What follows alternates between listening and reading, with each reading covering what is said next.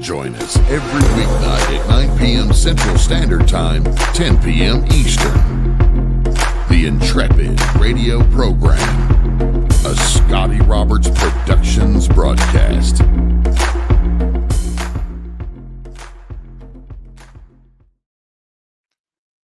Well, happy Friday, everybody. Welcome to the program. I'm Scotty Roberts. I'm your host. This is my show, the Intrepid radio program, right here on my YouTube channel, because right now we're not technically radio.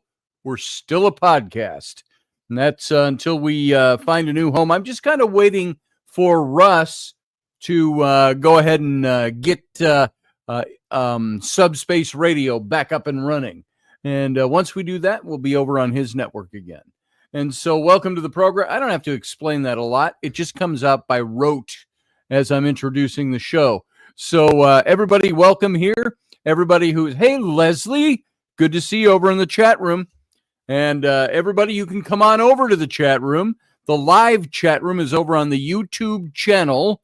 Just go to youtube.com/Scotty Roberts. If you're in one of the other places like Instagram, or over on either of the Facebook channels, you can comment on all those places, but you can't join the chat from there. So you won't see the chat and they won't see your comments. So come on over into the chat. And if you have, what was I going to say? If you've got some other program that you're watching us through, come on over to the YouTube channel. And you can, I see there's more people out there. Come on into the chat. You can join us. And as you can see by the banner over here to the left of me, of my little picture, we're going to be talking about ghosts a little bit, but not specifically and not specifically. Might be something a little different than you're thinking. And so, but I think it'll be interesting. And maybe for some of us, some of you, it will be a recap of some of the things you know. I might tell a couple of stories in there. You know how it goes with me. And so we will we'll see where we get with this tonight and to see what your thoughts are. And then you can come in also and share your stories. I think that would be an exciting thing to do this evening. Let's put up our proscenium arch, I like to call it here, and rearrange everything. There we go. And so how was your week? How has your day been? I hope it is well. Have you noticed some of the news out there? Have you seen, I love this, Trump is going to be, where did I see this? He is going to put a stop to all federal funds to states that are sanctuary states, or funds to cities that still maintain their sanctuary city status for immigrants. What do you think of that? I happen to think that's a pretty damn good idea. You've got all these governors and these mayors that are coming out that are just anti-Trump people. They're saying, no, you're not going to, we'll thwart you any way we can, and we'll stand up against you and your deporting migrants and things like that. Just remember, Trump isn't out there saying, for those of you who may have this wrong, because I've seen a lot of people get this wrong, he's not saying it's a blanket deportation on anybody who has migrated to the United States. It's not a blanket deportation for all immigrants. What it is a deportation of all illegal immigrants. Those who came into the country and are here illegally that we can track down. I don't know what it's going to take to track them all down. Have they all scurried off and gone into hiding? I don't know. You're right, Leslie. They're anti-Trump because he's for we the people. And there is so much I can get into on this. And this is not going to be a politically topic show tonight, but that's current in the news. He just came out and said that today, that he is going to sign executive orders, whatever he has to do, to withdraw federal monies, assistance, anything going into cities that maintain their sanctuary status, that are protecting illegal immigrants. And so, all you cities, you've been put on notice. There it is. So we'll see what happens with that. And there's an interesting book I've been reading. I mentioned this the other day. It's by Bill O'Reilly, and I'm trying to see his co-author on this, Martin Dugard. And I hope I'm seeing that right. I don't have my glasses on. I got to put the cheaters on because of my eyes. Dugard. It's 1G. So this book is an amazing book. And Bill O'Reilly, you've known him. He's been a conservative commentator for a long time. He used to have what he called the no spin zone on his commentary. And he comes across very conservatively, but he's not preaching a conservative message. He's preaching a constitutional one. And so what's very interesting about him, he wrote all those books, that series of books over the last several years, last decade, the Killing So-and-so book. He had like Killing Reagan, Killing, I can't think of all the titles he had now off the top of my head. Killing Jesus was one of them. Killing this, killing that, and so on. And they were books about the death, bringing the death to something. You'd have to look up this series of books. They're phenomenal books. And he wrote one called Confronting the Presidents. And what's interesting about this book, I got it on audio through Audible, and it's about a 20-hour listen, 18 to 20 hours. And I just play it while I'm working here, when I'm illustrating or I'm designing on the computer. And he goes through every single one of the United States presidents, of course, starting with George Washington. And I've listened to enough of this that I'm all the way up to Eisenhower, who was a president after World War II, followed Harry Truman.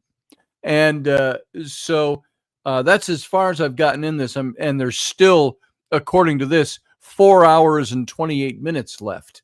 So they're going to dig into the more current presidents. But what he's done, he said it's a no spin zone on the presidents.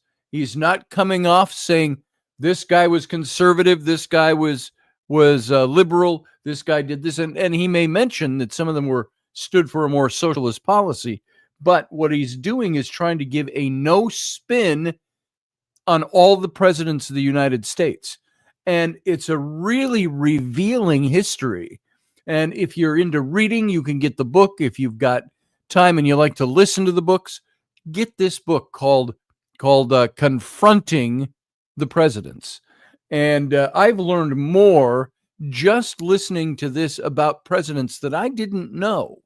The presidents who were the good guys and the bad guys, the ones who seemed good on the outside, and yet there's all these stories of, like I think it was, I don't want to misquote and mischaracterize somebody. It was either Harding or it was Harrison that had all these trysts, extramarital affairs that his Secret Service was setting up. Now, I haven't even gotten to Bill Clinton yet, but and all the death that took place in the White House, the presidents who got sick in the White House and died, their wives who died, their kids who died, the assassination attempts, all the things. And they talk in brief about how all these men started out and how they got to getting into the presidency of the United States. And so it's a very eye-opening book, a great history. You would love it if you love your country and the history of your country. You might want to get this book because it was very revealing. I thought I knew a lot. And I find out there's some presidents, I know all the names, but couldn't always recite them. But there were some presidents I didn't know a thing about. Do you know how in ninth grade, we lived in Northeast Minneapolis. Leslie, you're still over there. You know Northeast and Columbia Heights in that area. We lived there. And the ninth grade, we had a test. We were covering the presidents, and I was a lackadaisical student. I didn't care. I didn't study. And the way I memorized the presidents was all the streets in Columbia Heights are named after the presidents in order. And so the ones I remember when Tyler Polk Taylor, Fillmore Pierce, Lincoln Buchanan, or Lincoln Johnson Buchanan, and so on and so on and so on. So I still remember those to this day. So there's a good plug for a book, either a book that you like to read or an audio book.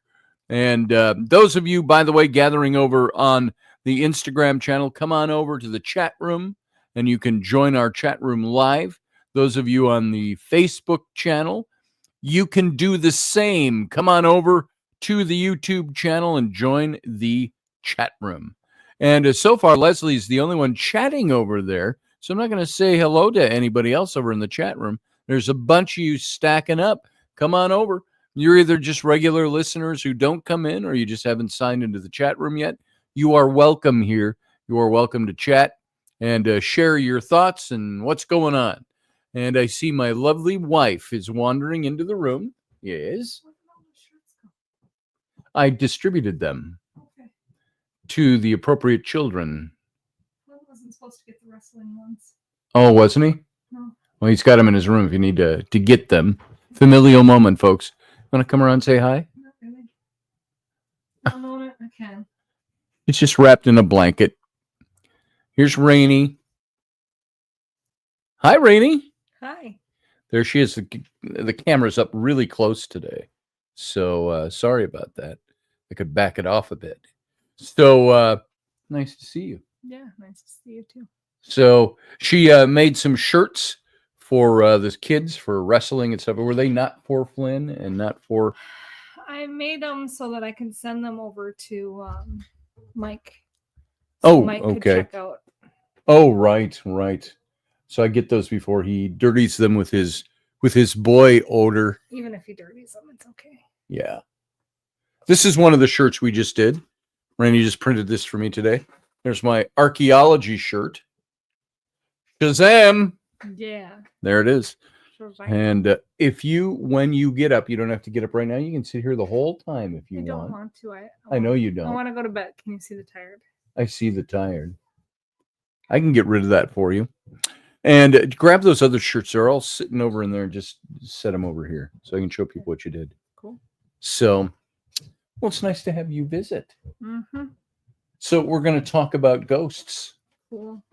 You got any ghost stories? I got a lot of ghost stories, but yes, you do. I'm tired. Yeah, you are tired. She had a running day today, all over the place. Yeah, I got a day off, and I thought, yay. A day off. Ha! What is that? Yes, those are for you. So those of you who have, Flynn, what you doing? They're trying ashwagandha gummies. Oh, okay. I'm on radio, so everybody came down because directions. Mom's down here. Yeah. So there you go. Ellery's cheer team is really amazing, says Leslie. And that's what I forgot. there's to Rowan. buy. Dang it. Oh, here's another one of the shirts Mom did. Come here, show him the shirt. This is Rowan's volleyball shirt. Here, come a little closer so people can see it. So that's her volleyball shirt. It's not very subtle in that light because the light's shining off of it, but there you go. Volleyball. So there it is. I wanted to ask you something. What? You're on the radio. I am. I do this every Monday, Wednesday, Friday Yes, at it's 9 your o'clock. dad's birthday Except the tomorrow. weeks I It's gonna be skip. 70. Yeah, I'm going to be 70 tomorrow. Or close to it. Closer to Somewhere in there. 70. I wasn't going to announce my birthday, but thank you. It's Scotty's birthday tomorrow. Happy birthday, Scotty. Woo woo. All I got to say is when I get old and losing my hair, many years from now, will you still be sending me Valentine's, Christmas greetings, bottle of wine? La na na na na na na na na. Will you lock the door? Will you still feed me? No, will you still need me? Will you still feed me when I'm 64? Which happens tomorrow for me. I'll be 64 tomorrow. Hey, Dad. Hey, Ro, I want to ask you something. What? ask me. Not on the radio. Well, okay, then wait till I'm done. Duh. I can't Write it wait. down. I already waited. But I like can't wait till 20 you're done. But I don't minutes. want to ask you while you're on the You want me radio. to write it down? Did Okay. you want Dad to bring you to get tampons? No, that's not it. Did you need an enema? No, I wanna. You want a gun? Yeah, Yeah. she wants a gun. Well, and you have to ask me that right now. Yeah. You know, you can Okay, be that's my children for in you. Wisconsin, 12 and older, or 12 through 16. You can have a gun. You just need like parents That's right. to like sign a thing. That's right. Well, I tell you what, you write me a 500-word essay on the Second Amendment Yeah, no, I'm not doing and that. what it means to you, and I'll get you a No, gun. I don't want to. There you go. I just saved myself hundreds of dollars. So, but that's what I'm thinking. Maybe Rainey and I might be getting some guns. What if someone breaks Sometime into our soon. house? Not because we're like worried about revolution or civil war or weirdness or other. We've just been saying it for a long time. So we're thinking about it, and hopefully in the next several months, we might be able to do something about it. What if someone breaks into our house and tries to murder me while you're not here? What am I supposed to do? What do most kids do? Die? Yeah, well, let's not worry about it. So unfair. Your reasoning So is unfair. Why When- do you get one? is myopic reasoning, Take one folks. for safety next This is year. not the topic of tonight's show, but you're getting it anyway. So, hey, Susie Q, good to see you. Like our cheek. Ouch. And hey, why don't you smile for everybody? Rowan got her. Why do you always have to do this? Rowan got her braces yesterday, 2 days ago. No, yesterday. Give him a nice big smile. There you go. Okay, look up. Look up. Look up now. So my child has my 13-year-old. She just turned 13 a couple of days ago too. So she's got pink, rosy looking braces. So by the way, those of you tuning in for the Ghost Show, it's coming. This is it's so rare that Rainey traipses into the show these days that I wanted her to come over. So, and you get to see. Dad, look at the pup. Most kids say, "Daddy, protect me." That's it. That's not what I would say. What would you say? I'm gonna shoot you. She's trying to think of something clever to say. So, I wouldn't say daddy help me. Ah! all right. And the dogs down here and everybody. So, I had just mentioned that Donald Trump said he's going to withdraw federal funding for any city that maintains their sanctuary city status. And some of those people are going apeshit now over that. And I think it's a good idea. It's a good plan. And there were a couple of other things I saw. Where did I see? And I wanted to mention this too. Oh, did you know MSNBC and the stars are reportedly in an utter panic right now after the media giant Comcast confirmed reports that it was looking to spin off its cable news outlets. So stars of the left leaning network like Katie Tour, Rachel Maddow, Chris Jansing reportedly joined a tense meeting led by, whoops, I thought you were talking to me, led by NBC Universal Chairman Mark Lazarus to discuss what news of the, I'm doing this and I'm trying to read this and not get my words wrong here. Everything melts together. To discuss the news of the spinoff and what it meant. And the staff is curious about MSNBC, would have it to change its name, its logo, its headquarters, and the New York Post. Now, Rainey, how would you like to have this salary? Rachel Maddow, big leftist, Trump's a Hitler, all of that, for years, all against Trump. She has one show a week, and she comments on some of the other shows. She makes $30 million a year to do one show a week. If I could just make 30 million in my lifetime. 30 million in my lifetime would be nice. Yeah. I was working that out with Rowan, and 30 million a year is about $1.2 or $1.3 million a week. after taxes. I think I could live on that. Could you live on $1 million a week? Yeah. Lucy, what are you doing? Lucy's all panty, the pug English mini bulldog down there. So, oh, she's trying to hump mom's I leg. took her for a walk, and now she's really happy. I get that way sometimes. So, I did just a quick report. I did go see the eye doctor on my eye. My eye is now lazier than ever. Oh, yeah, it looks like you busted some of your stitches out, he said. And that would have been 2 months ago. So, apparently, so I can go in and get it redone. But now I got to think, do I want to go get it redone and go through all that again, or just live with it? So, go get it redone, says Mom. Mom. I'm talking to you kids. Say to the kids, go ask Mom. So, why, you don't like it when I come in and go, hi, Rainey? No. I can't even open it up wide.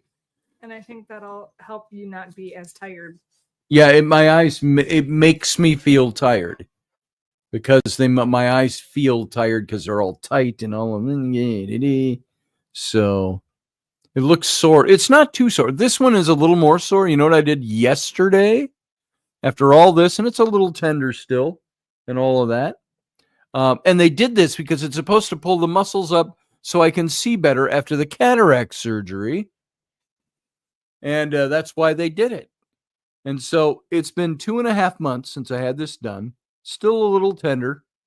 And yesterday morning, I was doing something. I was getting up out of bed and I swung a leg over. I just like to get up fast. I go zoom and I stand up. And I did something with my hand and I jammed my thumb right into my thumbnail, right into the corner of where the stitches were at one time. So it might look sore today because it is a little more sore because of that. Freak accident. So, so what do you think of some of these very leftist news media networks? They're just shutting them down now. Now that the election's over. Good timing, huh? What's that tell you? So, and that's all I got on that for current stuff. Any of you concerned about this turning into a political show? It will not. Trust me, I could take this into a political show very easily, and we could talk about all this stuff. But I'm going to go to ghosts. And I got stuff to talk about ghosts. Yeah, talk about ghosts. I will. And I'm gonna go upstairs. You're going to go upstairs? You go Well, upstairs? I'm gonna go to bed, but I gotta You go go to bed upstairs first. I'll try to be quiet.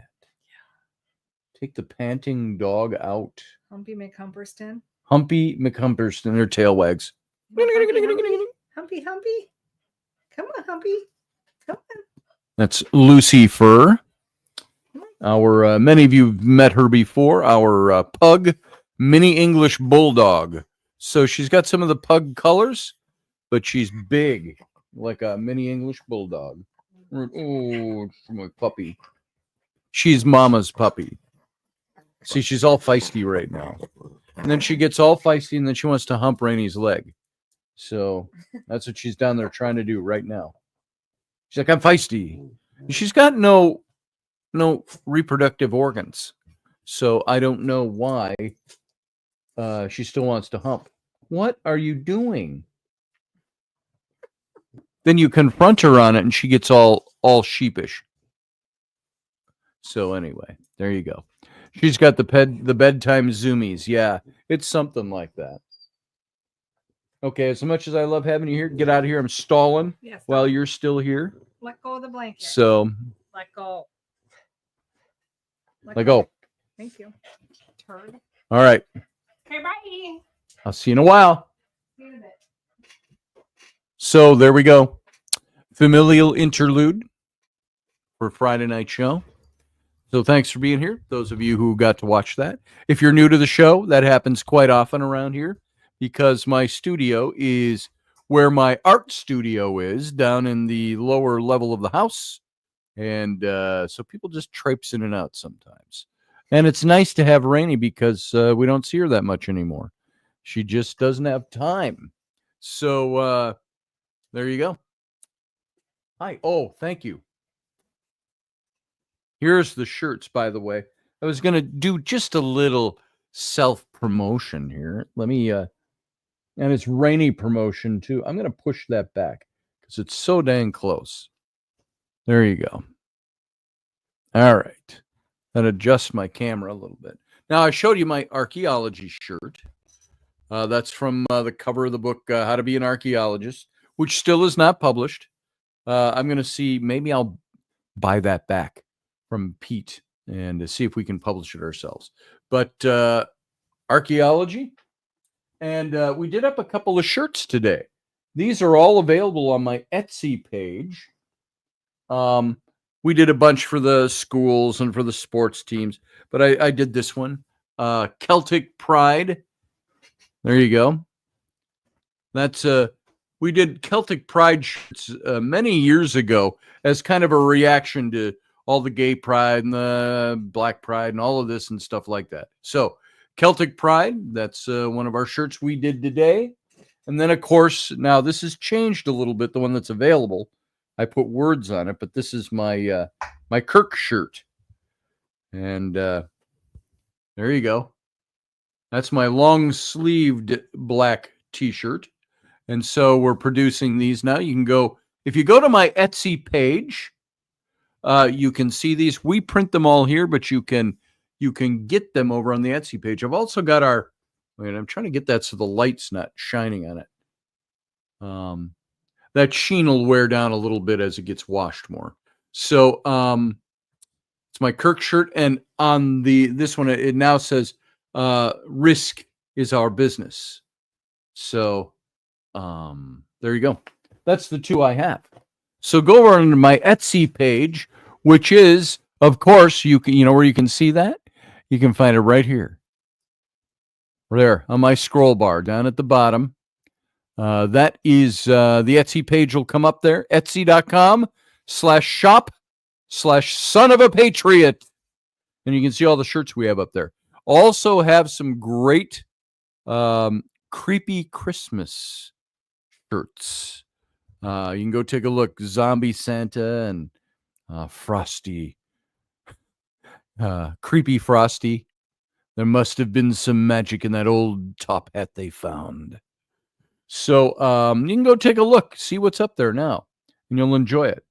We got some patriotic shirts, some shirts, other stuff. Boy, that light is suddenly really bright, and I'm not sure why.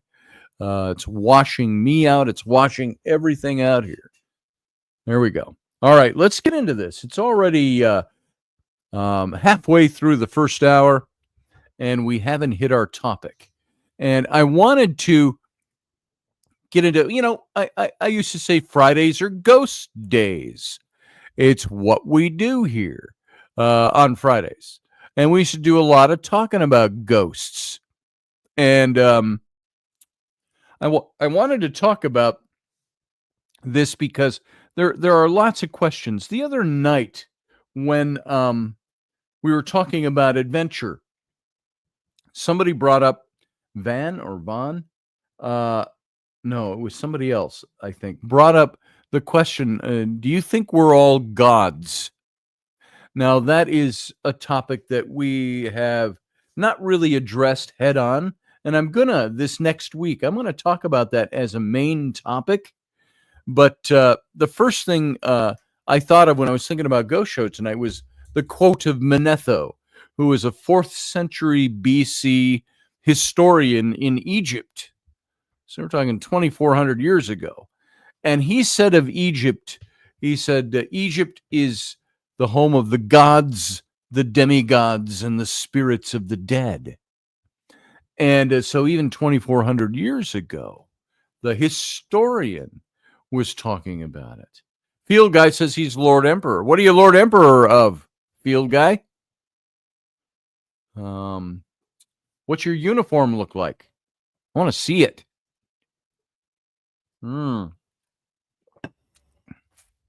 Oh, you have the Celtic Pride in the hoodie, Leslie said. Is it the same one as this? Or was it the one with the Irish Warrior on it? I've got one with the Irish Warrior, and then this is the smaller one with just the Celtic Pride with the sword and the horses, the triple horses in the Celtic knotwork in the background. So on the shield. So Randall Flagg said his boss's daughter just went to Egypt. You need to go to Egypt, Randall. We should get a trip together and do that again. We were going to take a trip. John and I, 10 years ago, this month, I think it was, took a trip. And that's when I took my daughters. We had 13 people come with us. And we should think about doing that again. I think that would be good. We were going to take one the next year, and then it all fell apart. And we didn't actually manage to take that one. So hopefully we could do it. It's now 10 years later. Maybe we'll think about doing that. Wouldn't it be cool if all of us could get together and take a trip to Egypt? Of course, things would have to calm down a little bit. I mean, there's not war going on over there in Egypt right now, but the region's a little bit of unrest because of what's going on with Israel and Hamas, and Israel and Iran is what it's really coming down to. And we'll see what happens when Trump is in office, because you're already seeing some things calm down a bit because they know he's coming. Did you notice, and I got to say this politically before we get back into the ghosts, did you see how the president who's outgoing, Joe Biden, they're supposed to be doing everything they can to lay the groundwork for the newly elected president. And he's a lame duck, and he's got, he's done. But he has escalated things between Ukraine and Russia by telling Ukraine, you can go ahead and fire the UCBM missiles that you have, ICBM missiles, and you can fire those long-range missiles into Russia. They had to have our permission to do it because we sent them to them. Russia said if they do that, Putin came right out and said, if you didn't see it, he said, I've got nuclear bombs and I'm not afraid to use them. He says, if there is one marking on any bomb that comes into this country that is American, he said, American can expect a devastating response. Now, that's the kind of thing Trump would say. I'm not saying Putin's a good guy. I'm just saying he's a leader. This is what Trump would do. He would say, what did he tell the one Taliban guy? He says, if one hair is hurt on one American citizen, he says, I will kill you, I will kill your family, and I will kill everyone around you. It's that simple. Showed him a picture of his home, the dude's home. Why do you show me a picture of my home? Well, I just want you to know, we know where it is. If you hurt one American, you will die. That's posturing of a leader that says, back the fuck off of my country. Take care of business. He was talking with Elon and Putin via video. There you go.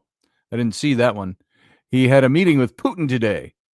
I think it's going to be okay. Yeah, I did see a flash of a headline that says Putin says he will slow things down for Trump because Trump's coming into office, and that he'll slow down and back off that rhetoric.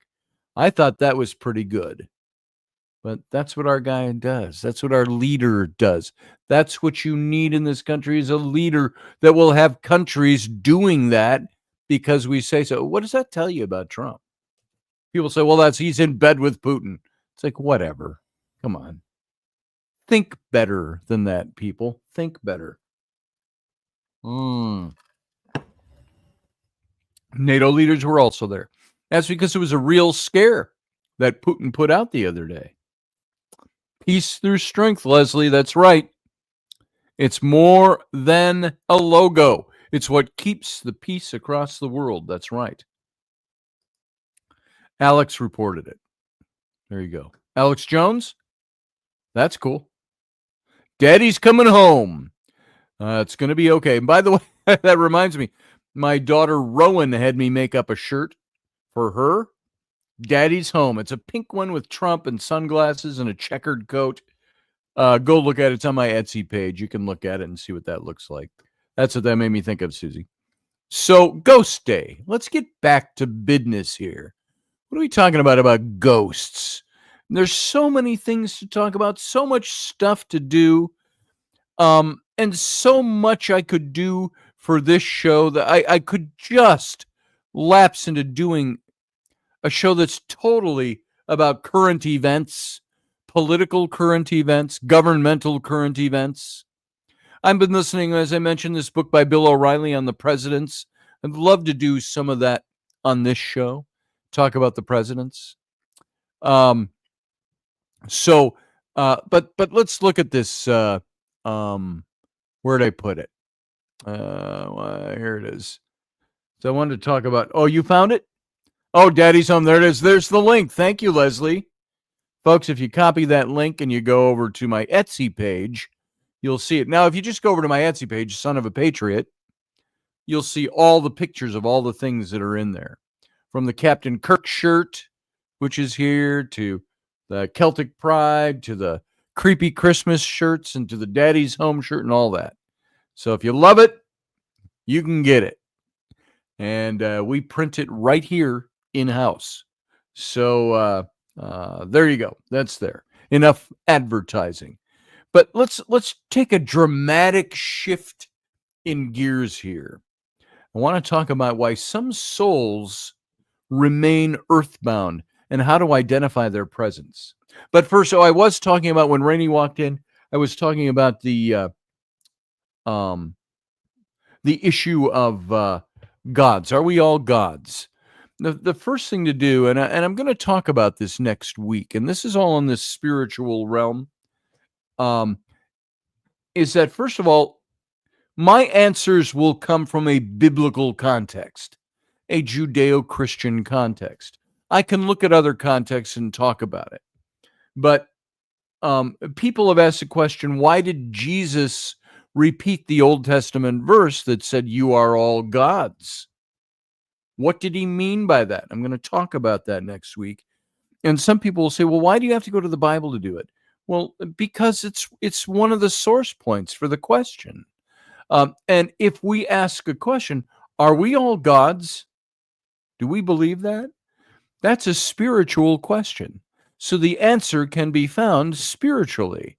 And we can look into other things. I happen to, not that I want to give away the thunder for next week, but I happen to not believe we are all gods. I don't. And there's a reason I believe that. It's definitions of words that I want to look into. We'll look into that next week, but I wanted to whet your appetite for that a little bit. Children of God, if we're children of God, then I would say yes. We can be children of God. It's like, I don't know. I'm trying to think of a good example. If I create something, does that make it part of what I am by nature, by attributes? When God created us, here's the difference. We're created beings. God is not a created being. At least if we go by the concept of what we know about God. Now, I'm going to get into it a little too deep. I don't want to get into it deep tonight. Susie Q, we'll talk about this next week, but we'll dig into it a little deeper, and we'll answer some of those questions. I think just because we're called children of God doesn't mean we're gods. It's I could say I'm a child of Wales, the country, Wales or Great Britain, but I'm not a British subject, and I'm not British anymore. I'm American. It's a loose. I'll think of a better example to illustrate that. But children of God is a metaphoric name. It's a figurative name. You have become a follower of mine, and I'm calling you my children, is what that is. You have to look into what's important. When we pick up the term children of God, we interpret that differently when we interpret it outside of what the source point is for the phrase. So that's what we'll try to look into that way. I know you didn't mean that arrogantly, Susie. I know that. So we're not gods, and anyone who thinks they are has a warped sense of who they are. Has a warped sense of who they are. I agree, Leslie. And so that brings in the question for me, if we're all children of God, why do we have ghosts and spirits? um, just on a basic level. Not digging into answering that particular question, but am I a child of God? Is there any ghosts that have been seen or spirits that exist that are not children of God's? And what makes somebody a child of God? Is it? I would call it like citizenship. If you come from another country and emigrate to this country, you are not an American until you do what's prescribed by law to become a citizen. Then the day, a few years down the road, when you take that oath and you are sworn in as a citizen of the United States, you are then an American. So I think that's the same way with the children of God. It's a much more spiritual thing, obviously, that we'll dig into next week. But children of God, I think, are those who become children of God. Are we born children of God? Can we lose heirship, if you will, inheritance to God? Those are all things we'll try to be. And Susie, thank you for your points of view, too. We'll talk about it next week. But tonight, I want to ask the question, why are some souls, why do they remain earthbound? And how do we identify their presence? You know what I want to do? I want to dim this light. It somehow got shifted, and it's pointing right at my face, and it's washing me out, and it's making me squint. So I'm going to turn that just a little bit. Might make it a tad bit darker in here, but there you go. Just a little bit. And I'll just hit this light. I'll keep this light up, and we'll go from here. All right. So when we die, most of us cross successfully into the spirit world, right? And of course, Judeo-Christianity might have a different take on that. It might tell you something different. Different religions have different takes on this. But when we die, most of us successfully cross over into the spirit world with our loving guides, angels, helpers, the ancestors, if you will. And in some cases, our loved ones in spirit are by our sides. Now, none of us has been there and back. So I will say this before I start any of this, is that all of this is subjective. We choose to believe what we want to believe about this. But then again, some of us see evidences. I've had loved ones visit me, things like that. So what do we do with that? We don't know for sure, because nobody has really shown us. You can say it's written in a book, but none of us has been there and back. And even that's subjective. It all depends on, well, I was there and back. I had an out-of-body experience or a near-death experience or whatever. Those are unique cases. In general, nobody's been there and back. And we don't really know what's there. As I told the story before, when it was Michael and Marty Perry were doing a reading for me back in 2008, I think this was, maybe 2009. We were all at Waverly and the sanatorium for a big ghost hunt and a big event there. And they read me, and they picked up a guy that was my mentor, who was very Christian, very fundamental Baptist, born-again Christian, loving man, loved me. He was my mentor. He was the age I am today when he passed away. And he got sick and died. And but he very much was a, how do you say it? He was a proponent, a believer, a faith believer in born again, becoming a Christian and all of that. And that was in our church. And that's why I was in the church, was because of him. And during this reading with Michael and Marty Perry, he shows up. Michael and Marty Perry don't know who he is from anybody. They didn't even know me until that reading was the first time we'd really met. And I said, and he had things that he showed that reminded me of who he was, and I knew who it was right away. And I said, so what's it like over there? And he gave the answer through Michael. He said, it's very different than what I thought it was going to be, which is very interesting. What does that mean? So we have the loved ones that have passed on. Some of us have seen those loved ones and experienced those loved ones. But once we've safely crossed to the spirit world, we're accompanied by guides, by our loved ones, by our ancestors. Believe it or not, I was very impressed. If you remember at the time when I worked out in Utah for a few months, and we went to the local Mormon church in the neighborhoods where we were selling roofing and doing roofs. And we thought we should go and meet the community where they go to church and just show that, hey, we'd like to be friendly too, not just sell you stuff.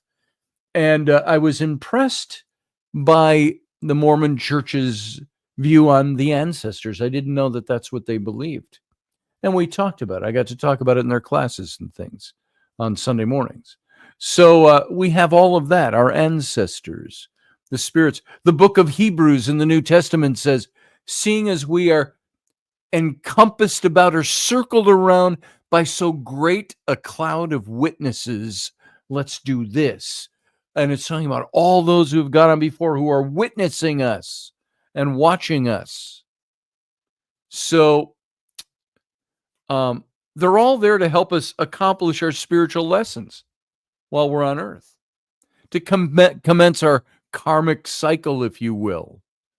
Once again, unfortunately, this doesn't always go well, and some spirits become lost or they refuse to cross over for various reasons. Why do they do that? So I know some people that are mediums, that their job seems to be, what they feel their calling is to help release earthbound spirits from entrapment from the earth plane. Can we as humans do that? Is the first question that comes to mind. Apparently, there's something that some humans can do. And this is called spirit rescue. And it can be done easily over the phone if the client lives in interstate or overseas. I've seen lots of psychic mediums that can do this. And it's that big question, because people have questions about it. Oh, is that real? Does that really work? Is it this? Is it that? And so you can, some of the people I know, they have a spirit team. If you remember the book, I had designed the cover and edited the book and laid out the book for Teresa St. Francis a few years ago, 6 years ago maybe. And it's called What Happens the Day After. And it was, she's a psychic medium, and she holds hours, and people come to her in-house studio, and she meets with them. And she kept getting visitations by young people. Like, think youth, think teenagers, young adults, everywhere from like middle school, high school to college age. And these were the spirits, or the ghosts, if you will, the spirits of these young people who had died. And then her spirit guides would come to her and say, listen to their stories. And she said she has strict rules. Now, I'm not a medium, so I don't know exactly how this works, but her rules are for the spirit world. She says, look, after this time of night, don't disturb me. I have to get my sleep, or I'm worthless tomorrow for my clients and other things I have to do. And they kept coming to her in the middle of the night. And she was like, don't come to me. And her spirit guides are telling you got to listen to these young people. And she wrote a book on the encounters she had with young people. And they were all young people who had committed, I'm getting chills all up the back of my neck and my arms just from talking about this, to relating this. But it was all these young people who had committed suicide, had taken their own lives. and they were communicating with her about what they're experiencing over there. So I only bring that story up when I talk about there are people that are there. Yeah, kind of like a ghost whisperer, I guess. And you can look up her book, Teresa St. Francis, and it's called What Happens the Day After, I think is the whole sentence on the cover. And it's got a picture of empty tennis shoes sitting on the curb. It's actually my wife's Crocs, or her tennis shoes, and not Crocs, the whatever. And in the reflection in the water off the curb is the young person. And so that's the cover I designed for her. And that's how I got to read her book 10 times while I was editing it for her and laying it all out. But there are some people that are there to talk to spirits on the other side and guide them. These teens were becoming guides, they said. And all of that is a whole system of belief that I don't know very well. I'm not intimate to it. So I don't know how it all works. But there are people out there that do this. And what they do, they have, like this person I'm looking at, an account of this person. They go into a home or a building or a land area with another energy worker, a dowser, and they meet the client. And she said, once I've located the spirit or spirits in question, I will call in my spirit team for assistance and use protection and open a portal of light. You know, that brings in another, John and I were at the house of some people that we know, John Ward, back 6 or 7 years ago. And they have this beautiful house, and it's completely haunted. It's a house they built out of all different kinds of houses that they brought in and constructed this beautiful log cabin type home out in the country. And they have all these artifacts and antiques and things, not set up to be like a ghost museum or anything, but they have all kinds of spirits attached. And John and I were dowsing. John was dowsing. I was asking questions. And John said, I've never experienced this before. You're asking the questions, and it's answering through him and the dowsing rods. And there were all kinds of spirits there that wanted to talk that night. So it's very interesting. So this person's talking about how they help people cross. So here's the big question. If there are mediums that are out there that are helping people cross over or move on to the next plane, I see it sometimes in some of these like YouTube ghost hunting shows. We're here to help you cross over. See, I think that's not our business. If it's somebody's business to do it, they've been called to do that. And there's a special calling to that, I believe. It's all on a spiritual level. I don't believe it's a human being's job to send somebody or cross them over. As I heard Adam Bly, my very Roman Catholic friend who I haven't talked to in years, used to be friends. We probably still are. We just haven't talked in years. He's the one who teaches on demonology. At least he used to. I think he still does. And he prays for souls is what he does. But even he had said to me that for us to think that we can cross over, and this is for all you ghost hunters out there who think it's a casual, cavalier thing, to think that we have the ability to tell a soul, I'm going to pray and you can move on, cross over. He said, you're stepping into God's sandals. God may have them in that place for a purpose, that they are there, that they are earthbound, that they are not crossed over. And he said, it's not our business to try to do that for God. But there are some people who I think were called to do it. Even he prayed for those souls. But here's the question. And of course, we're getting to theology when I talk about that. But why are some lost souls earthbound? Now, there's several reasons why a spirit hasn't crossed. And I've got a few of those here. Number one, an accidental death. That they haven't crossed over because sometimes this plays into some of the mythology that's built around it and the fictions that we see out there, but they don't know they've died. Or if they know they've died, it took them so suddenly they don't know where they are or what to do next. Oh, Leslie, thank you for putting up that link. The link for the book. They have it on Amazon. What Happens the Day After? And she put the link up in the chat room if you want to go take a look at that.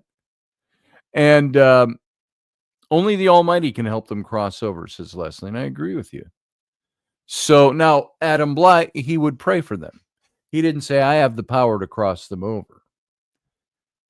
So, like, do you see the light? Go to the light.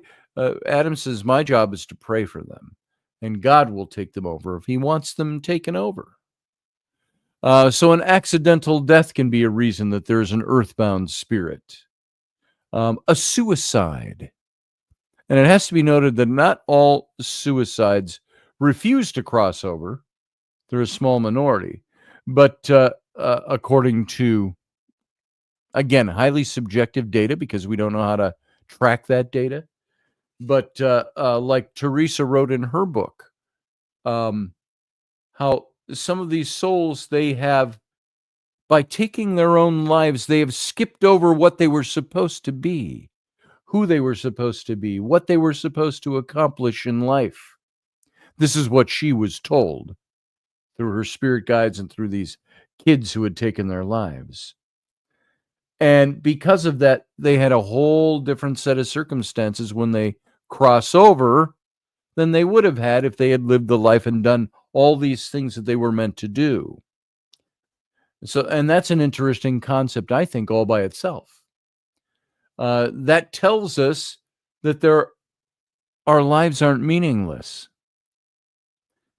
Who is it that governs that? Who has told us this is what you need to accomplish? But if you take your own life, you're cutting that short. Is it the potential that God knows in his vast omnipotence of what you would have done if you hadn't? Is it what you plan to do in pre-eternity, if you will, when you decided to come down and live the life you live, as by what some people believe? I know I read Whitley Strieber, read his book, The Key. Leslie, look that one up too, if you would.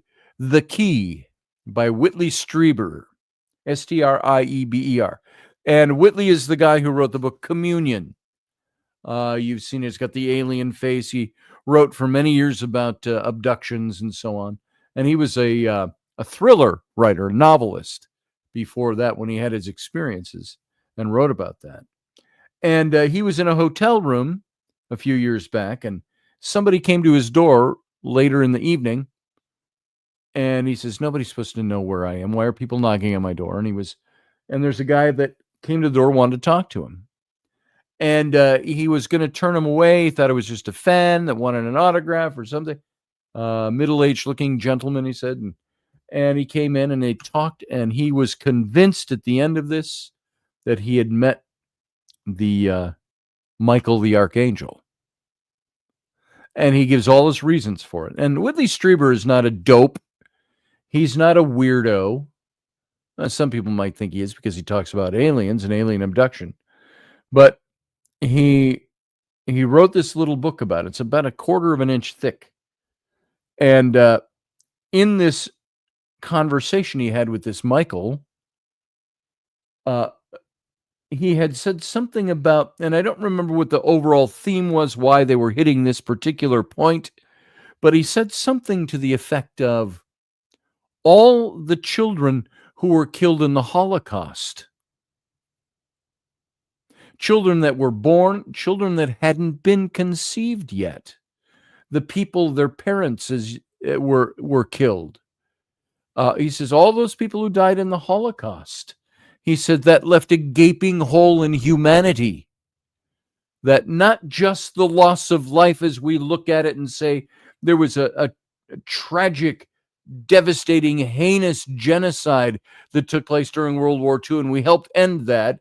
It's the one of saying, on a spiritual plane, there was so much that was supposed to happen from those people that were killed, and that something was in place trying to make sure those people never got to that place.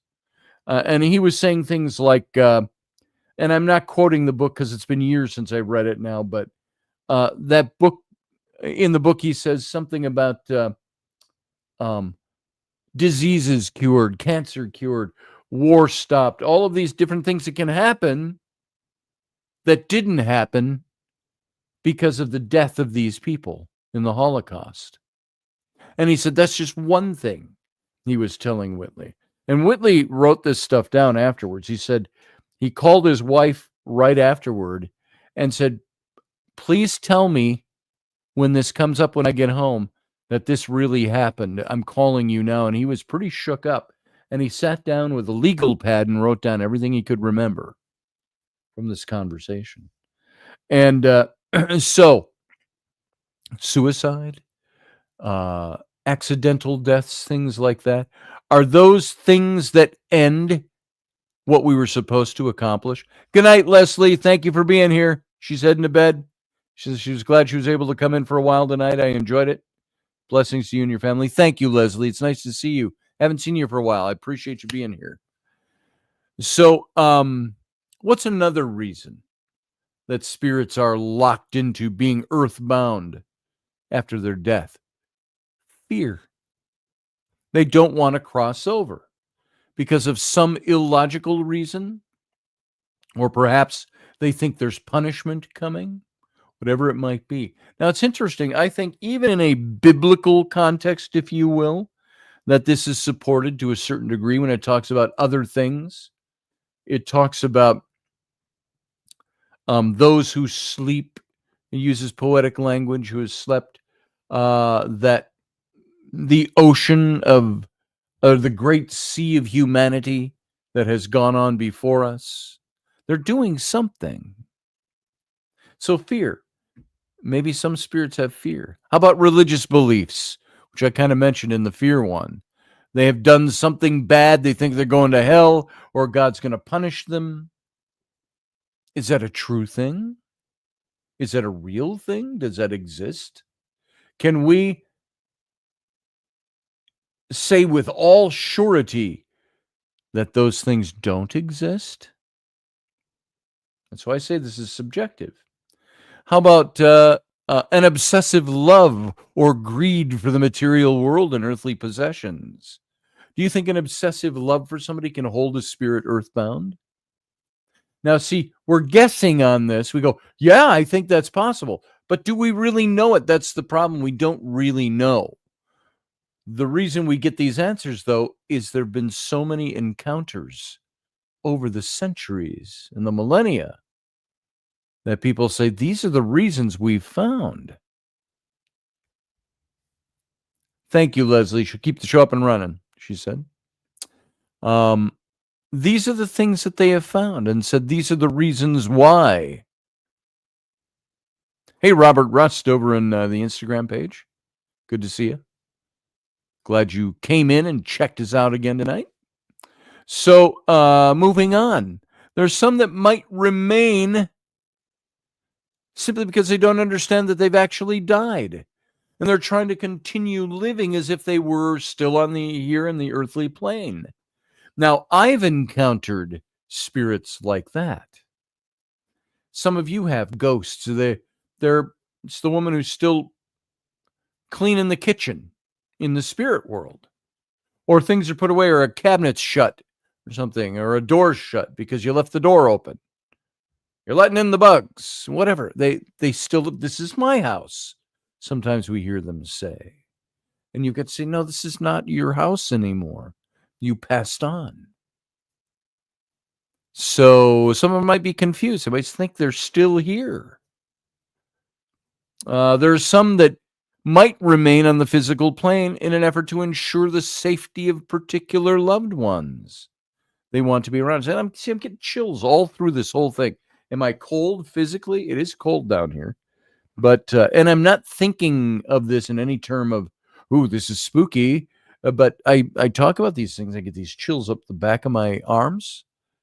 So is there somebody watching over us?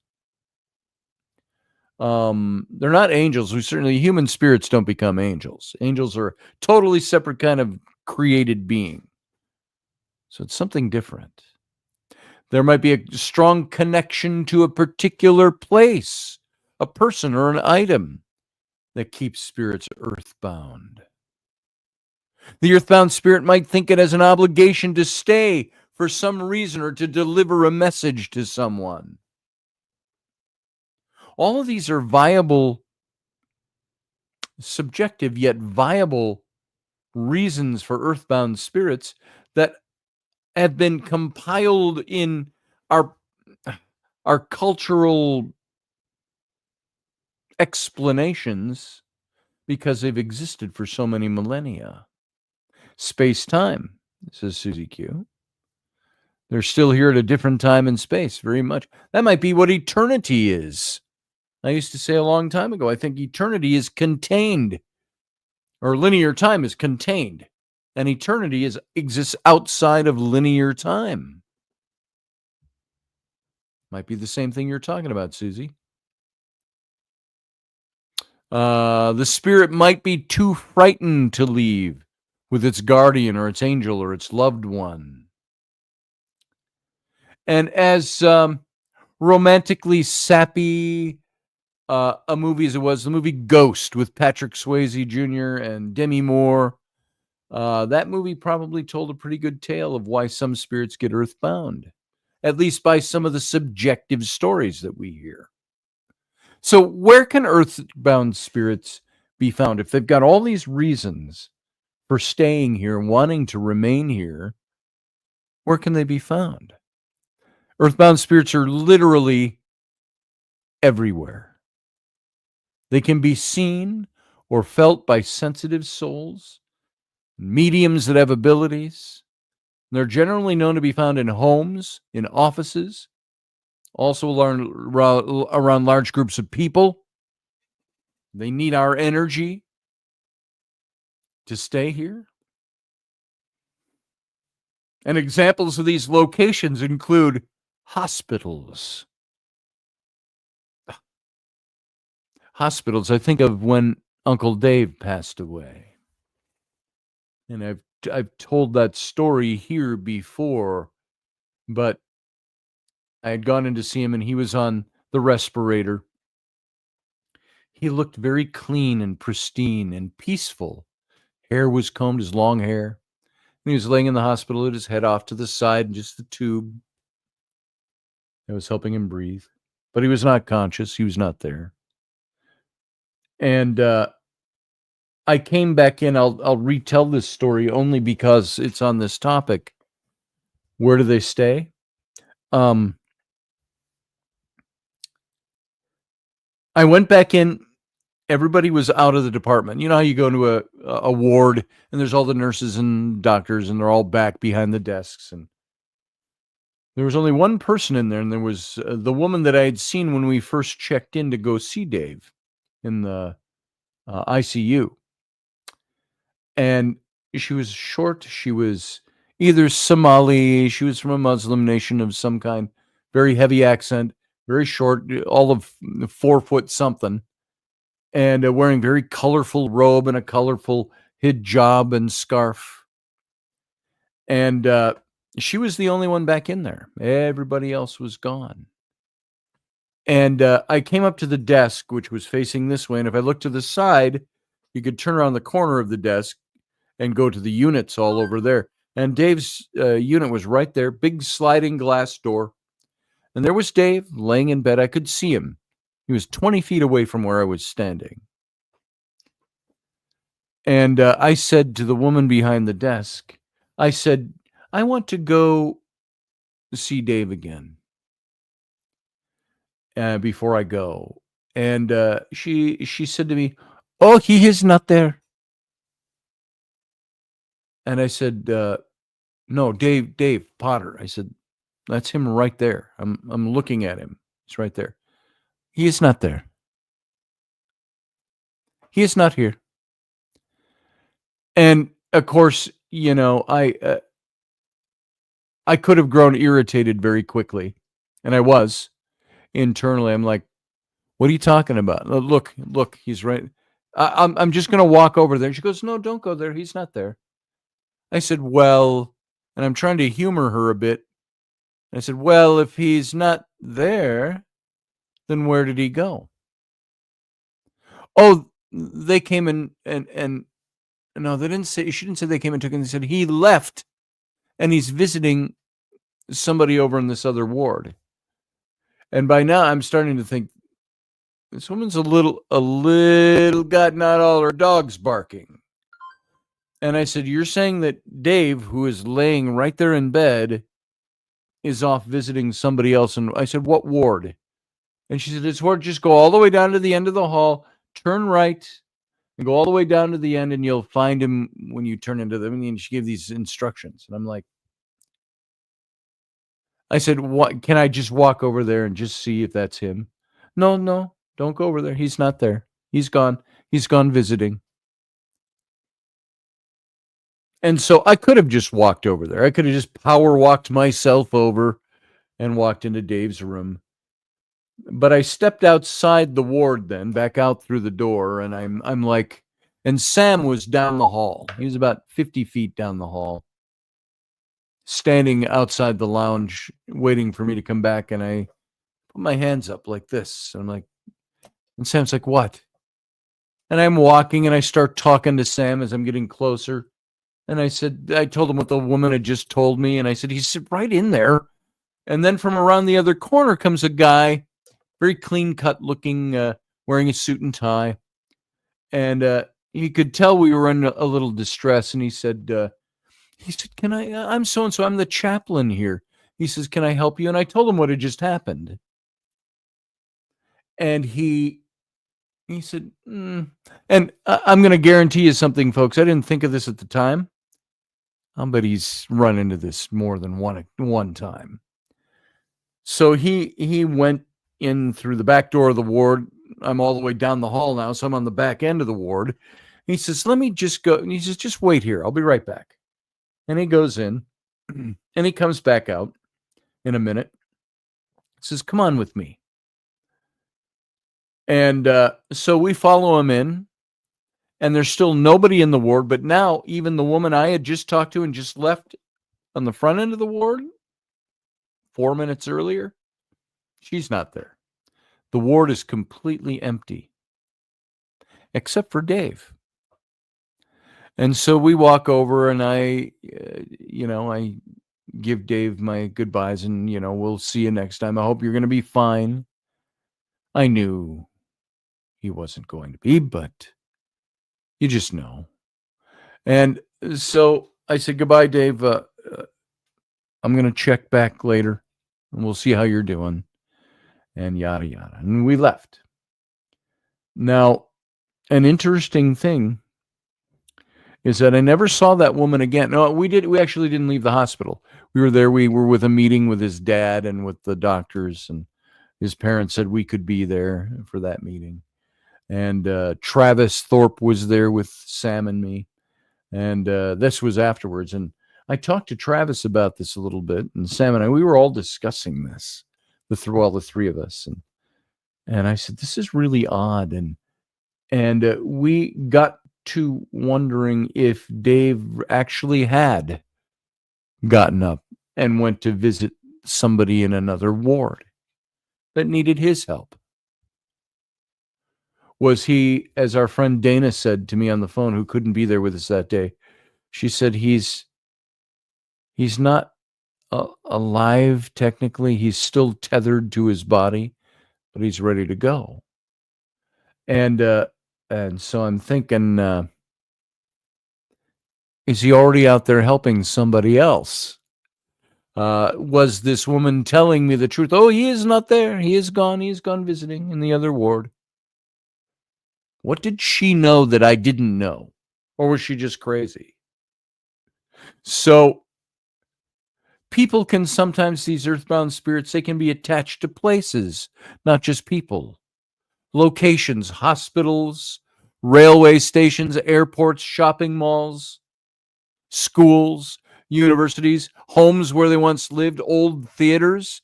That's just naming a few of these places. They're rarely found in abandoned graveyards. Yeah, Susie, I think he was. I think, knowing Dave, I think he was off helping someone else. And it's like, and I'll stick to Dave for just a minute here, because you're saying that, Susie Q.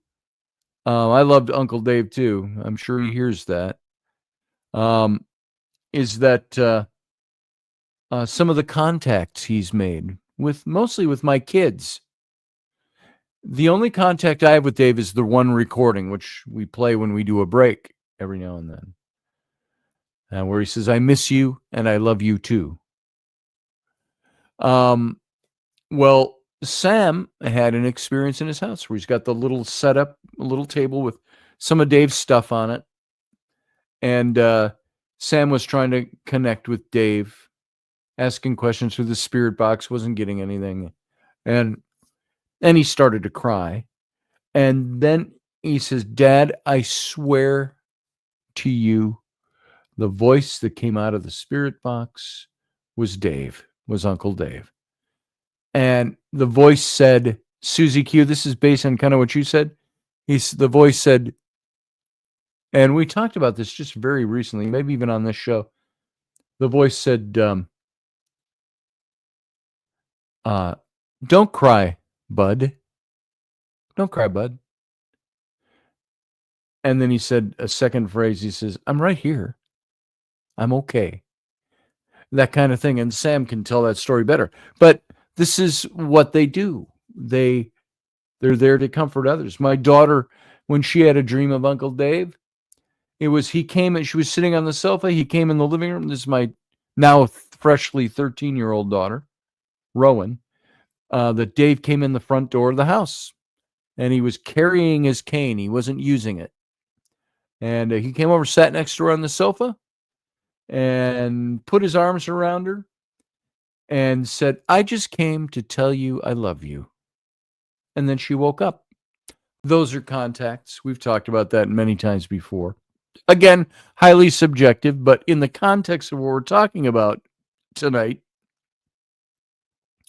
these are the people, they stick around. You don't find them in abandoned graveyards. They're in all these places. We're surrounded. Empty homes where nobody lives, except where there may have been a murder or there may have been some nasty things that have happened. How do you know if you have a lost spirit in your home? If you have a lost soul or an earthbound spirit in your home, it's not going to go unnoticed. You're going to have quite a few issues, and you're going to know it. It's not just your imagination. You're going to feel that energy. You're going to know something is just not right. And some of the issues or the problems you encounter include these. Your home might feel colder and unpleasant in certain areas. No matter what you do, the energy is going to be insufferable. It's going to be heavy. It's going to be unbearable. You're going to be frustrated by bad luck and with things going on unexplainably wrong all the time. There's going to be a bad or an off smell. This is one of the things that tells you might encounter some of these issues of problem spirits that are still here. Most of the inhabitants, including any pets, feel tired. They might have colds, they might have flus, unexplained illnesses. They're also going to feel stuck in their lives. And there's going to be no problem. There's going to be problems in relationships with continual fights, arguments, disagreements because of the negative, imbalanced energy that's there. It might not be because the spirit itself is bad. It's an imbalanced energy. We had that in our home once when we lived out on the horse ranch several years ago. Flynn wasn't even born yet. So Rainey and I were there with my three older kids. And we had a lot of negative energy going on. We had lots of things happen in that house too. Spirits, things captured on tape that were very clear. I just tell you one, we had one EVP in the basement there that We brought some people out and we investigated the house before we moved into it, out on the ranch way out in the country. And I asked in the basement, is there anybody here that would like to talk to us? And it was not the first time we had done this. And a voice came through the box, and it was a guy's voice, and he said, a guy's voice said, fuck you. Just like that. He sounded like that. And then a woman's voice immediately said, I already told them. Crystal clear on a recorder. So we had things in that house. But I was told by Adam Bly, he said, there's something, he says, there's a cross that was given to you by somebody. He says, it's twisted. It was like Celtic knotwork is what it was. He said, take that. He says, there's something attached to that. He says, if you've got a river nearby, go take it and throw it into the river. Which we did. And that, I think it lightened things up a little bit. But the home or the space is almost always impossible to renovate or sell because constant delays, constant interference. It's another sign that there's a spirit present there, or spirits. You might also have unexplained or continual problems with electricity or water or drainage. There might be unusual sounds or knocks, invisible footsteps, things disappearing, constant confusion. You're going to definitely feel the presence of something supernatural or off, including goosebumps, chills, the feeling that you're being watched. Some people will experience scratches on their body or feel like they're being attacked while they sleep or wake up. Sometimes that's something just trying to get your attention. Doesn't necessarily mean it's an evil thing. We've had things happen even in this house. And we don't do things in this house. We don't do the equipment. We don't ask for any attention. It's our home. If there's anything here, you can share it. Just don't bug us. Don't bug my kids, especially. Pitter patter of little feet, says Susie Q. And there were things that have gone missing around here that never turned up again. There was one day this ring just disappeared. I bought a new one.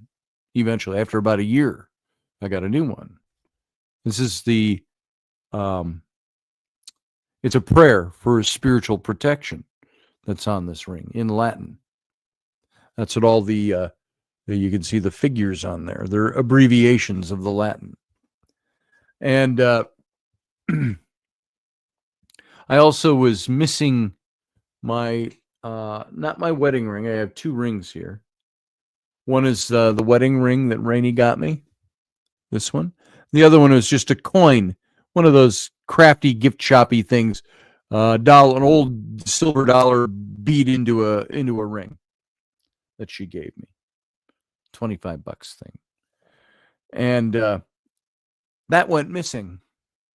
And I said, where did that go? I don't know where that went. When we were last winter pulling up all the old carpeting in this house because we were laying down wood floors, up in the corner in the hallway, way down by the kids' bedrooms, it's all stapled in, those boards with the little staple nails sticking out of them. And I'm yanking that carpet up and I rip it all up. And from underneath the carpet, something comes flying up as I rip that carpet up. Lands ping, ping, ping, ping, ping. What is it? It's my ring, my missing ring. How did it get in the corner of the hallway beneath the carpet stapled down? Carpet that's been there 20 years. No clue, but we'll move on from that. You're definitely going to feel the presence of something supernatural or off. And you're going to get the feelings.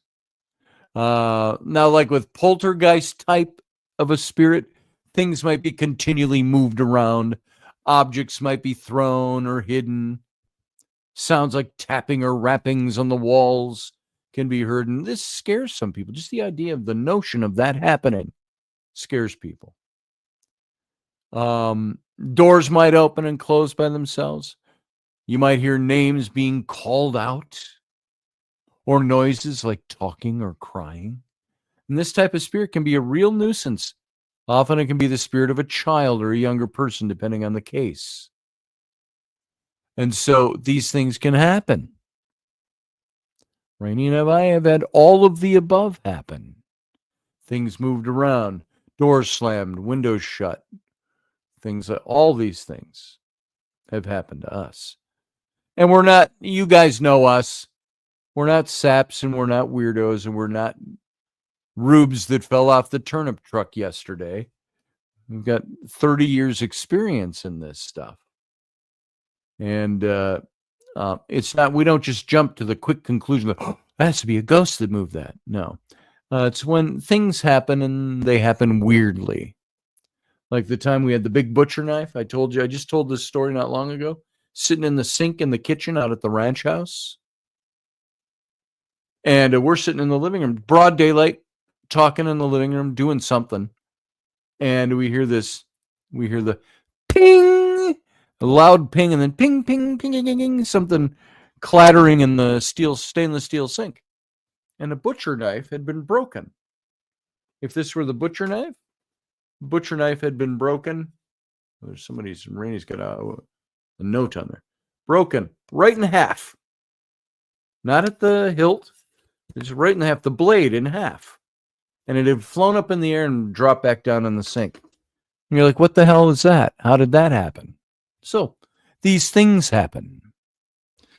Now, what are the types of lost souls that are earthbound? Well, first of all, your earthbound souls. These are the spirits that go back to a familiar place that they once knew while they were alive, such as in the home where they lived. In most cases, they don't understand that they're actually dead. And because of this, they have no desire to pass over. They're like, what are you talking about? I'm fine. Where are you talking to me from? Imagine what it would be like when they find someone else strange living in their home. In some cases, I've found that they have a very strong intelligence and they don't want to pass over. They're intelligent, interactive spirits. That's one kind. Another kind, wandering spirits. The wandering spirits are earthbound spirits that are lost and like to follow people around. And some of these spirits can come from accidents or other sudden deaths. These types of spirits not only follow ordinary people, but also younger mediums or psychics. These people seem to attract these lost souls because of the light in their aura, if you will. It sounds dopey to say that, doesn't it? I'm not new agey enough for that to feel comfortable to say that, but you get what I mean. And this lighter energy we have as mediums can act as a beacon of warmth for lost souls living in a very gray world. So they're drawn to people like that. What about residual hauntings? Now, this is an interesting type of supernatural experience, as it's not an actual spirit, but it's like a recording of a specific energy. As everything on the planet is made of energy, energy can't be destroyed. It's believed that in a location where a person or a person's released a large amount of energy, or in which heightened emotions were experienced, the energy embeds itself, leading to a type of recording of the events. And this in turn keeps going on or repeating itself like a loop. It creates that ghost effect. Why do you think there are these stories that say for centuries on, the full moon of the third month of every year where there's a full moon, this person appears. And it's the same. They see the same things reenacted over and over again. It's a loop. It's a residual haunting. They're very common in historical places. This is the most common type of haunting that mainstream paranormal researchers recognize and study. It's that residual. Robert Bauer says energy is always created and never destroyed. Then there is the interference energy. Interference energy is like this portal. It's like a small tornado vortex, which creates this spiritual opening to another dimension. And if it left open, it can work as an open door to unwelcome guests or spirits from the astral world. And this can be easily dealt with by simply closing the portal. Once closed, the property will be restored to its natural energetic balance. Now, sometimes what you have, this is one of the darker sides of the Ouija board or of conjuring. Ouija boards represent being able to open a door spiritually. And if you don't close that door when you're done, you could just leave it open for people. Sometimes they're mirrors. You have to spiritually close that off. All right, I talked to you. We're done. Now you can't come through anymore. You got to go back. You got to stay here. Or you got to stay there. You can't come back. I'm closing this door. Goodbye. What about the things that we call demonic energy? As with everything in the world, there's always evidence of light and dark, good and bad. Something under the wheel of my chair. Sorry. It's throwing me off. It's the carpet down there. And there's always evidence of light and dark everywhere in the world, good and evil. Sometimes earthbound spirits aren't confused, but rather are simply malevolent. And they can wreak havoc. They can wreak chaos in our lives and the home, especially if they're summoned. You can have good spirits, but you can also have bad spirits. And I've seen a few cases of this dark type of energy occur. When untrained people use things like Ouija boards, spirit boards, which can open doors to other dimensions. Ouija boards, by the way, are just a tool. Rosemary Ellen Guiley was the first one who told me that. The late Rosemary Ellen Guiley. She said, Ouija boards are just a tool. There's nothing evil about the board. It's what you do with it and how you train yourself to handle it. They're excellent tools in the right hands, but they can be really dangerous on a spiritual level, as they can also stimulate poltergeist activity. Dark energy is also very active at murder sites, jails, homes or places that have been involved in a horrendous crime. And this paranormal activity isn't good stuff. But it's easy to remove when working with the light in prayer. Light energy is more powerful than dark. That, I believe, is a universal principle. Light is stronger than dark. What about spirit orbs?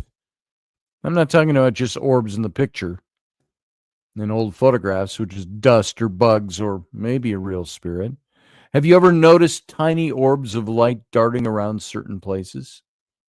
You don't have to be a psychic to see orbs. You just need to be aware that they do exist and they can appear around us. Once you're aware of those things and that phenomena, then it's easy to see them, especially with a camera. They'll be picked up easily by the lens.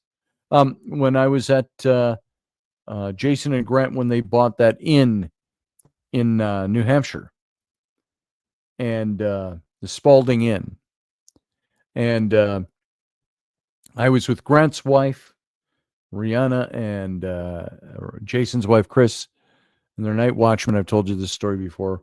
We're going through, and they said, as we're going through behind the desk and all the office areas, it's an old house, old building that was an inn. And they said, now behind here in this room we're going into is a little thin hallway, narrow hallway. I probably could have touched both walls, 6 feet. And they said, this room back here is that we're going into. I had my hand on the doorknob. This is where old Spalding shot himself in the head years and years and years ago. I said, oh, really? And as I open the door, it's dark in the room. But as I turn, there's a light on in the hallway. But as I open the door, I see a green orb. It looked like it was across the room, but it was floating in the air. Would have been about the size of a softball. And I saw as I turned, I saw the green orb, green light, and it went zzz, and it's like green electricity shot out from it on both sides, and it was gone. I hit the light switch and there's nothing there, nothing burned, no electrical appliance there, nothing. So those things, you can see those things. Orbs are actually spirit life forms, and they have their own intelligence that can travel around. They're believed to be the human soul or the life force of those that once inhabited a physical body here on the earth. And sometimes, depending on the size of the orb, you can look closely, you might be able to see a tiny face inside it. It's not always pareidolia, making images out of things with our heads. I took the picture of the one orb at Portchester Castle in England. I've shown the picture on this show before, where he was up in the second floor of the castle, a couple 1,500-year-old castle in Portsmouth Harbor. And the floor is all gone. The upper floor is all gone, crumbled away. And it's just the wall with a big window. And through the window, I could see the night sky behind. And I took a flash. There's an orb in the window. And that's where I got what to me looked like the profile of the face of a monk. He had the little bald spot on top. His eyes were open. He had the big cowl collar, and then it faded off inside an orb. And then we found out the next day, Portchester Castle was purportedly haunted by an old monk for the last 900 years. Did I catch him on film? Maybe. If it's real handy here, I'll just put that up just as we're talking here. We'll see if I've got it still in my files here. Portchester. I'll just type Portchester. That's not coming up. So I'm not going to worry about it. So I offloaded it onto something else. That's why. But while I'm talking, I'll let my system search for it. We'll just see if it comes up. Portchester. Oh, see, now it comes up. Let's see what I got. Hold on. I got, that's the orb. Blah, blah, blah, blah, blah, blah, blah, blah, blah. Here it is. I've got a couple of pictures, and I'll show you these. I thought I had it saved as a PDF so you could see it better. But I'm going to take this picture, and I'm going to take this picture, and I'm going to drag them in, and I'm going to convert them over so I can show them to you. And so this is the way orbs aren't all ghosts, and orbs aren't all dust. Sometimes you've got something that's a real image of something. I'm going to show you one right now, and I hate to say it, it's a little blurry in this because it's a small picture. I'm going to save this so I can upload it right now and show you as a PDF file. We're going to put it out here so I can find it. Portchester Monk. And now I've already put it in your head, so you already know what you're going to see.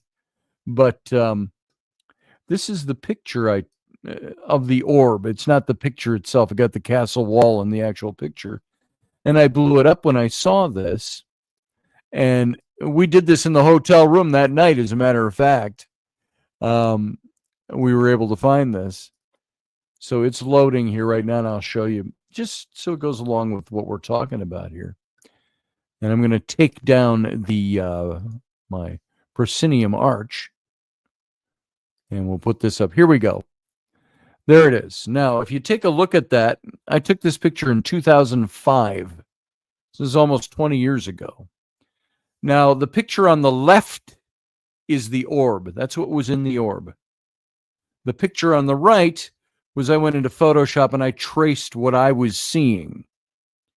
So I saw the profile of a man, bald on top. There's actually color to the skin. This is so low res that it's hard to make it all out. And the cowl collar, you can see, and then he kind of fades off. So that was interesting. to me. That's I think a picture I've seen. I saw the green orb. Sometime we saw a white orb at the Mounds Theater here in St. Paul, Minnesota.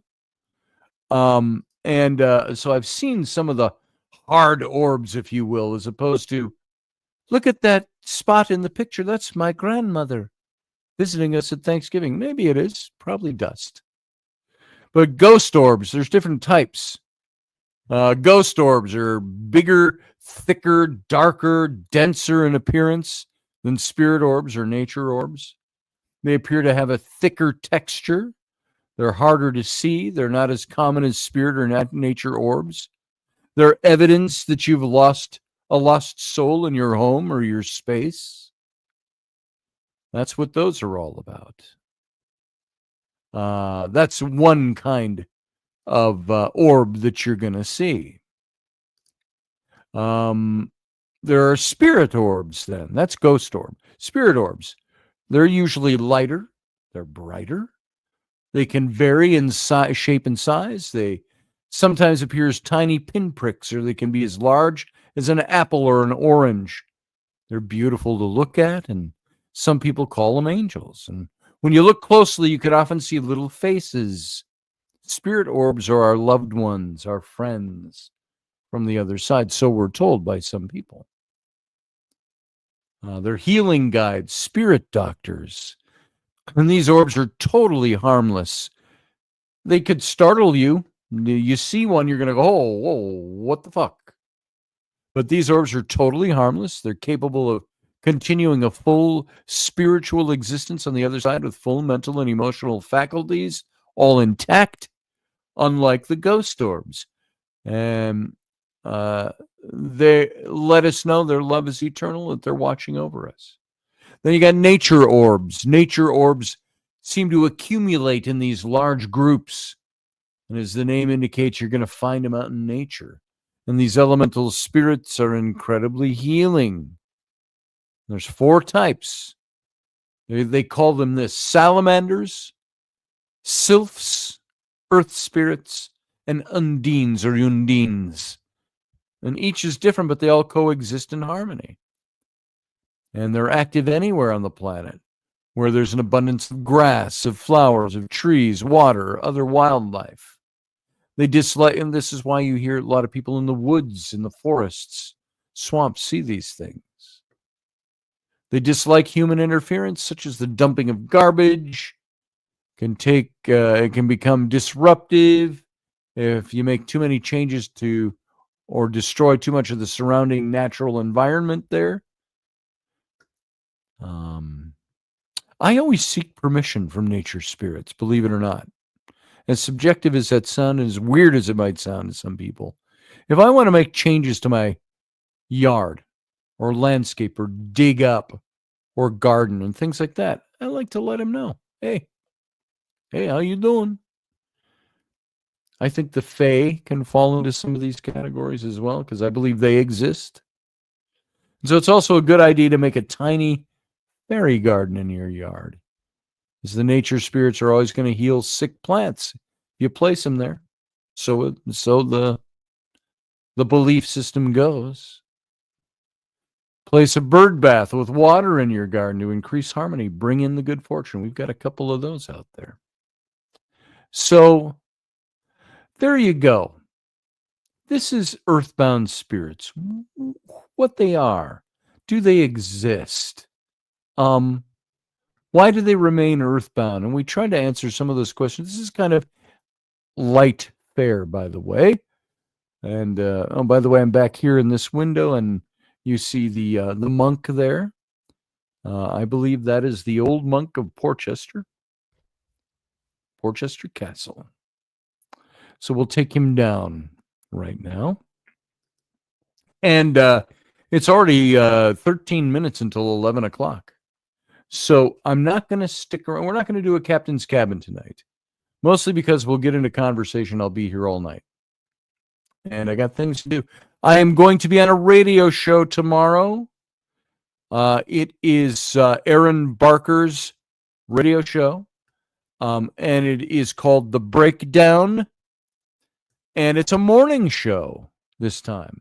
Tomorrow morning, and those of you who are regulars to this show, we're going to be talking about a lot of stuff I've talked about on this show before. But if you're not doing anything, if you're around and you want to hear it, 9 a.m. Central, 10 a.m. on Eastern, and of course 7 a.m. left coast. But you can go over to Rumble and look for. He's got this as. You can also look at. There's a link here. Here, I'm going to call this up, and I'm going to send it over to you here in the chat room. So if you want to join us tomorrow morning, you can. This is their channel, and it's here on Facebook, where you can find this one. Let me find my my chat room. Boom, there it is. So it's a Crusade channel. So you can go over there. Oh, there you go. Elvis, ladies and gentlemen, Captain's Cabin has left the building. Yes, for today we have. So Elvis, thanks for being here. Good to have you here too. And everybody who wandered in, if I didn't get to see you, was talking too much maybe. So catch me tomorrow morning, 9 a.m. He's got a chat room, I'm sure, that you can join once you're there. And we'll have some fun tomorrow. It'll be a morning show. So come with your coffee. Look at that. I'm yawning because I know I'm done. Sorry about that. How unprofessional of me, as John Ward would say.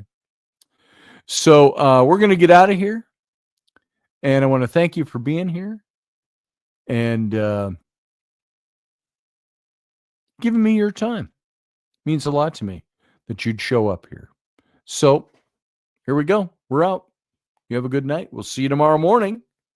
Live long and prosper. Are you looking for a really awesome and amazing graphic designer? How about an illustrator or a photographer? This is Rainey Roberts, and I wanted to tell you how you can get my designer, illustrator husband, Scotty Roberts, to work for you on your project. Do you have an awesome self-published book but no cover, or even worse, a cover that really sucks? Do you need a kick-ass logo for your company, or some f***ing awesome graphic designs for your ads or website? Then get in touch with my husband for the best f***ing awesome kick-ass design and illustration. He knows his stuff, and he's been at this for more years than I've been alive. Go to ScottAllenRoberts.com. That's Scott with 2 T's, ALANROBERTS.com to take a look at his online portfolio of work, or call 651-468-8115. Now go out and kick some ass with some kick-ass graphic design. Hi, I'm my dad, so he can take me to Disneyland.